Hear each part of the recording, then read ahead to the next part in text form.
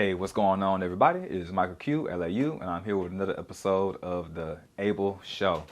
So, on today's episode, we're going to be talking about the Reading Rainbow. I know, the Reading Rainbow is one of those little known, unknown facts about Black History Month. They say that if you want to hide something from a black person, put it in the book.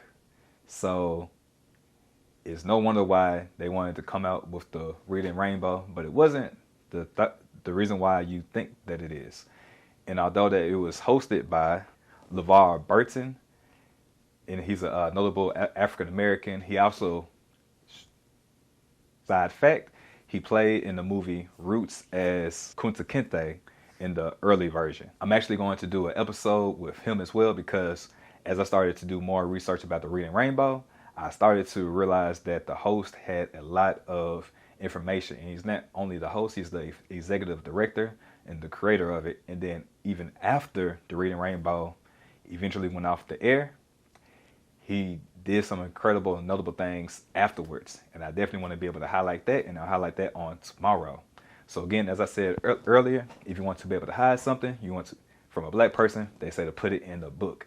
And with this being the information age, we're able to get as much information as we so choose to. And sometimes the best place to get information is through a book. So some of the books that I highly recommend in order to better have an understanding of the world and yourself. For yourself, number one is going to be Breaking the Habit of Being Yourself. And this is by Dr. Joe Dispenza. It helps you to be able to have a better understanding and awareness of yourself. And then it also has a 4-week meditation to be able to help you build more awareness of yourself. And basically, awareness for yourself is meditation in its essence. A second book that I would highly recommend, is The Silva Mind Control Method. This is by Jose Silva. He's a self-taught electrical engineer, actually. And then he also learned how to be able to, he created his own meditation method that helped him and his children be able to memorize a lot of things.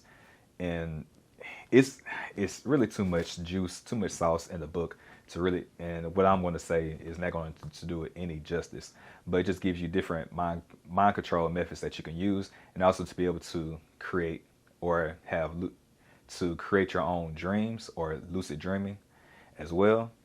And then for self-growth, I highly recommend anything Napoleon Hill touches is gold, but Outwitting the Devil, that's going to be number one. Number two, I'm also going to say the fear of, I want to say it's the fear of failure. Let me find this book real quick. All right. So the book is called Freedom from Fear. This is also by Napoleon Hill. He talks about the 6 fears that the devil uses in the book, Outwitting the Devil. So he talks about it in like the first chapter, but he doesn't do a deep and wide dive into it. However, if you look through this book, he'll go through all the 6 fears that the devil uses and then how to be able to overcome them. And then he also has a book called The Richest Man in Babylon. If you're a person that's going into entrepreneurship or personal development, Outwitting the Devil, and The Richest Man in Babylon are books that people constantly bring up over and over again. But a little known book that you should also read is Freedom from Fear. And another Napoleon Hill book that you should read is Think and Grow Rich. There's one of the big 3 from Napoleon Hill that you should read. All right, and then this is one of those keystone books by Robert Kiyosaki. It's called Rich Dad, Poor Dad. And then above text says what the rich teach their children about money that the poor and middle class do not. And this is a great book to be able to learn about how money works and the differences between the rich and the middle class, how they view money. Because money is all the same, but it's all about your perspective on money that allows you to be able to have more control and dominion over it. So the rich, essentially, they make their money work for them. And then the poor and middle class, we work for money. So we exchange our time for money. The rich, they make their money work for them. So they're not exchanging time for their money. All right, because time is the most valuable asset. Okay, so time is not money.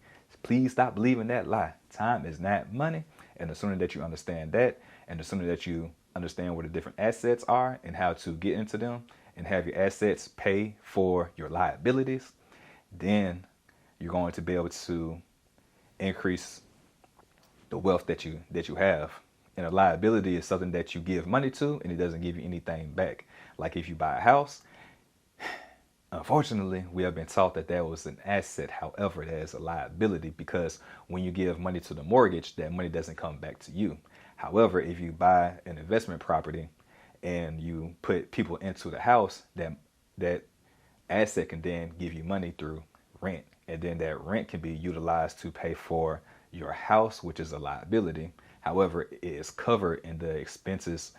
It is covered because you are making income, you are generating income from the asset, which is the house that you're renting out. The difference between the middle class and the rich is that the middle class and poor people, they buy liabilities thinking that they're assets, and it's really the rich people's assets that they are buying. And then it's helping them, the rich, be able to generate more and more money or generational wealth. All right, so that's my tangent on the books. Now let's get into the Reading Rainbow. And what I really wanted to get into is the story or the theme song and how that came about. And a little known fact that you probably don't know is that Chaka Khan is actually the singer. Now, the song has 3 different people that sung it throughout the years. Now, the Reading Rainbow, it was introduced in 1983. And this is like during the time of like the 1970s, 1980s, when a lot of children, like during the summertime, it's called brain drain. That's basically when they lose some information over the course of the summer. And with more and more technology that was coming out in the 1970s and 80s, people were stuck in front of the TVs, probably like watching TV and different things of that nature. Thankfully, during that time, the TV went off at 9 o'clock. They had a whole national anthem coming on during that time, and then it shut off. Nowadays, TV don't shut off. We got laptops, we got tablets, we have all this tech and information. And again, this is the information age, so the information never stops. So going on back then, if they saw this as a problem back then and they did something about it by creating the Reading Rainbow, and they created the Reading Rainbow because they had like a meeting of the minds between the broadcasters and teachers. You know, how do we avoid this brain drain that the students are experiencing over the summertime? Because if you have access to TV, you're less likely going to read a book. Because before then, you had access to books to be able to cultivate your imagination. However, because of the TV, they're able to put words on the screen, and then with an image, they're able to bring the book to life. So they wanted to do something to be able to combat that. So what did they do? They created the Reading Rainbow. And as you know, as you may not know, the host of it is Levar Burton. He was actually born in Germany, which is a weird fun fact. His dad was actually a photographer in the U.S. Army, and his mom was an educator. So he was the executive director and the creator of the show and the host, and he was responsible for making sure that the script got written. He had the directors, he had the cast, and they're doing everything that they should be doing. So, are you tired of being tired, of not having enough energy to last you throughout the day? Are you one at work, too drained to go to the gym, or too sluggish to play with your kids, and too tired to hang out with your friends and your family? Don't worry, you're not the only one. In fact, 1 in 3 Americans struggle with having enough energy to last throughout the day. But there's good news, because you can change all that by focusing on your gut health. Did you know that your gut has good and bad microbiomes that grow inside of it? And the more that you feed the good, the healthier and livelier that you feel. When you feed the bad ones over time, you start to feel bad, then sad, and it turns into a fad that you feel like you can't escape. And it becomes your personality, aka your personal reality, and you feel like you cannot escape it, and you accept life as it is, and that it won't change. But that's where you're wrong. You just have to be able to shift your focus. See, most people fall into the trap of the SAD diet, or the standard American diet, which focuses on fast food, which is cheap and high in calories, rather than nature's fast food, which are fruits, vegetables, grains, nuts, and legumes that help nourish your body so then you can flourish. It's also no mistake that 90% of Americans do not eat enough fruits and vegetables according to the daily recommendations, and that's only 5 servings a day. What if I told you you can have the equivalent of 6 superfood salads all in one that's all natural, organic, whole foods? Yes, natural, organic, whole foods. And you can make and consume it in under a minute, and it only costs $4 a day. So there's no excuse that you need to shop, chop, and cook your foods because it's delivered at your front door. If this sounds good to you, check the description down below and schedule a 15-minute complimentary call so you can see how this can be a fit into your lifestyle. So you can change your personal reality and increase your energy, mood, digestion, sleep, and skin, all by focusing on your gut health, which is the cause to all your symptoms. Don't believe me? Just Google gut health blank and you'll find plenty of research articles that find a connection. Back to the video. He was primarily responsible for the success and failure of the show. Thankfully, it was a success as it went on for over 2 decades. So it began in 1983 and he was the host. The original theme song was written by Steve Horlick, Dennis Neal Klinman, I should have been practicing these names, and Janet Ware. And it also served as a series music director and composer for all 155 episodes, and that was Janet Ware. All right, and just go ahead and read through some of the notable things that happened with the Reading Rainbow. They received an Emmy nomination in 2007 for his work on the series, and this is Janet Ware. Over the show's 23-year run, it went through the 3 different versions of the theme song. The original theme used in 1983 to 1999 was performed by Tina Fabric, and it featured one of the first uses of the Basure synthesizer. I'll put that information down here. I may do I don't know how to say that. So the second theme, the second version of it came in November 13th, 1998. The animation was produced by Ovation Films Incorporated and designed and animated by Bill Davis. So I'm looking for who sung that song, but it doesn't say who sung the song. All right, here it goes right here. So the second version was sung by Johnny Kemp. And then the third version, it came in January 3rd, 2000, which is interesting by itself because living through Y2K in 1999, we thought that there was not going to be any more technology because we couldn't figure out the whole decimal system going on from 1999 to 2000. So it was a whole thing from the 99 to 2000. Girl, you're working with some. We gonna stop right there though. But you had Chaka Khan. She took over the song, and pretty much everything stayed the same with like the second version. They just had less of the butterfly effect, and then they had more so of footage of Burton. So that was the only difference between the second and the third version, besides Chaka Khan. Now Chaka Khan, you know, this is a legendary person.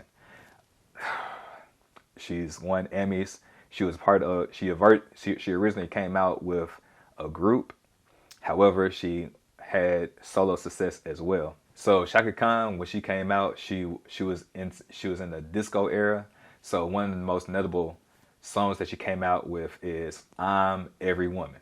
I'm pretty sure you have heard this, and you probably, if you're a young buck, you probably heard it come out of Whitney Houston's mouth. However, the original was Chaka Khan. So that was one of those legendary moments in history, and because of that, the success of that song, she was able to go platinum, being able to sell over 1 million copies. Another notable song is "Tell Me Something Good." Tell me something good. Tell me that you love me. Yeah.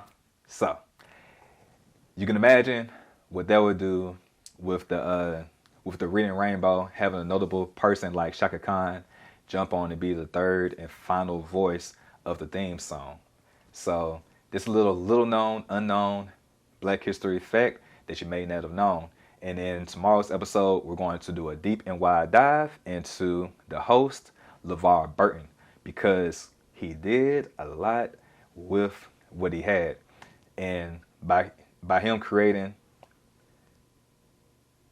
the Reading Rainbow, and that was able to go on for 23 years, going on from 1983 to 2006 and having 155 episodes. And again, oh, and I forgot to mention, the Reading Rainbow only appeared, its seasons were done over the summer months to help with. To learn more information about Purium and the family of products, check out the description down below to set up a 15-minute complimentary call, and you can also check out the website. You're just one click away for a better life. Your health is too important to continue to push it off. Go ahead and check out the website and see if a product fits you. Brain drain, or students losing information and encouraging them to be able to to take a look in a book, the Reading Rainbow, and be able to, just learn from themselves just by using their active imagination and just using the power that they have within them and just reading and just picking up a book during the summertime instead of looking at the TV screens as much as they had been doing. And I think that this is something that is very much needed present day. And on tomorrow's episode, I'm going to tell you more about how he was combating the brain drain in the modern age. So instead of going through the television version, I don't want to give too much of away, but he was able to create an app and get funding as well. So I want to give just a little taste of what's going on with Levar Burton and what's going on with his legacy today. All right. So it's a little unknown fact about the Reading Rainbow, and the main fact is that Chaka Khan, she sung the theme song back in when the third version came out in January 3rd, 2000, right after Y2K. All right, so I appreciate y'all for tapping in and never tapping out. Again, if you enjoyed this video, check out this video. All throughout the month of January, I will be dropping new episodes every single day. So again, smash that notification button so then you get the next episode. So again, smash that notification button so you get access to the next video that I drop as soon as it drops. And this is something that's very special to me, being a teacher. Although I am a physical education teacher, you really need to be able to, I see that everything is interconnected. So when you have Chaka Khan performing, she's on stage, she is entertaining, she's dancing, she's expressing herself through her body, and she's using her vocals to be able to communicate to the world. And when you combine those two things, you become more and more powerful. So it's all about integrating all the sensory.